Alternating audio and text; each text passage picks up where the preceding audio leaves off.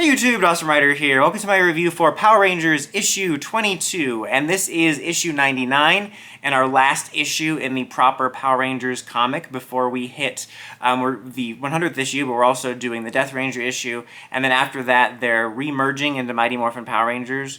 To be honest, I don't know / remember if Omegas are continuing after that, if it's just going to go back to only being about mmpr, I'm not sure. But this is effectively the last proper story in their individual arcs, just like mmpr was. And it was an overall really good issue. It continues where we picked up, where Andros used the Gold Omega Morpher to sort of revive Zane, but it's more like he's possessed by this guy who his name is like, oh, I forget it, it's like Ska-R or something. Like the way it's written reminds me of like Martian names in DC, like Ja'on Jones and stuff like that, but he was the original Gold Omega Ranger, and I guess he like lives in this thing, like that masked spirit from the Darth Vader comic, and he possesses Zane, and Jason's like, WTF mate, and then they take over the Astro Mega ship, and they blow up the space station they were just on, and Jason's like, holy crap, why did you kill all those people? We didn't have to kill all those people. And it's interesting because Death Ranger has like this talk about balance and death, and he's very critical of Jason and the Omegas about the way they've handled things and all the death they've caused, and he wants to revive people to restore balance, but then he kills all these people. But he's all about like thinking, at least, that he knows what the proper balance is of who should be dead and when they should be dead. Jason's like trying to get through to Andros, like, I know that you've lost a lot and you think this is the way, but this is not the way. By the way, if you've seen The Mandalorian, that's where this is the way is from. And then he gets stabbed, and I was like, holy crap. It felt like a parallel to when Tommy got stabbed in Shattered Grid. And of course he's immediately revived when Zane puts the Morpher on him and then possesses him. Except it works a little differently. It's not like he just possesses one person based on who's wearing the Morpher. He can like possess multiple people. He's almost like Ultron. Think like an undead Ultron. I think there's another example to be had too. I guess the other one I'm thinking of is Dolores from Westworld when she like split herself up. But it's not like, is it a hive mind? Because it's like he clones himself, sort of. At least that's the interpretation I get it. Because he's possessing Zane, he possesses Jason, and then he possesses Yale. So he can possess whoever I think touches the Morpher and split himself up between multiple people. I think Ultron's the safest way to think about it.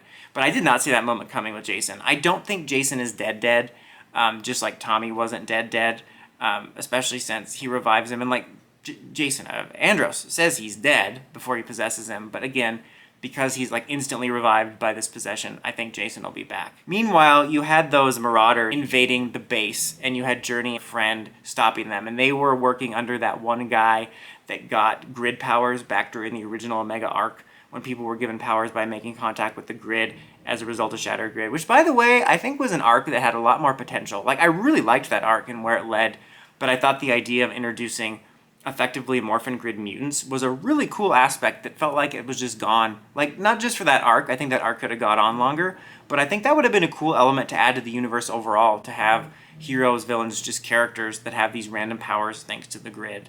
I don't know. Regardless, they wind up stopping them, and, you know, Journey reveals to have had training from secretly training with Zack and Trini, and they age up, again, during this, like, badass fight moment. So they're like more mature, like almost young adult, late teens now? I'm not sure, but that happens, and basically Andros realizes that he's screwed up when they land back on, I think it was KO-35, wasn't it? And they revive them all into these plant-looking zombies, and Zack and Trini show up and fight, and for some reason, possessed Jason and Yale take on these cooler forms. Don't get me wrong, I think they're really cool looking, like evil zombie versions of the suits. But I don't know why they have them and Zane didn't. But anyway, they fight Zack and Trini. I think it's presumed Zack and Trini also get absorbed into that. At least that's the vibe I got from it. And Jason narrowly escapes. Or Jason. People can't even call Andros Jason. Andros narrowly escapes when he's like, Heimdall! No, but he goes through a portal and tells G to close it off. And he's like, oh, I screwed up. And then the issue ends at the command center on Earth, where it's Andros, Journey, and Journey's friend, and I think the Feather guy is there too, and being like, we need your help, Commander Taggart has saved us. And then the issue 100 is actually about Commander Taggart.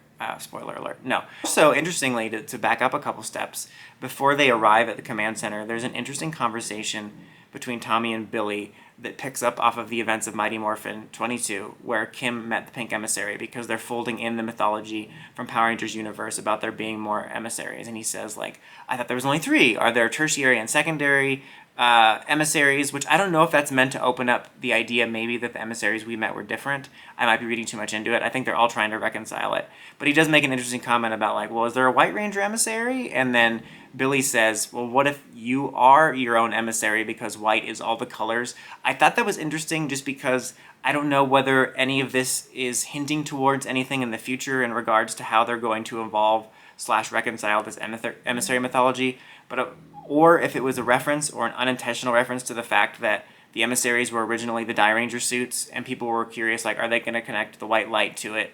And they specifically mentioned the white light. It was one of those situations where I'm like, I don't know if I'm reading too much into this or not, but it was an interesting conversation, and even if it was just kind of a nod to the Die Ranger connection, I liked the scene, thought it was interesting.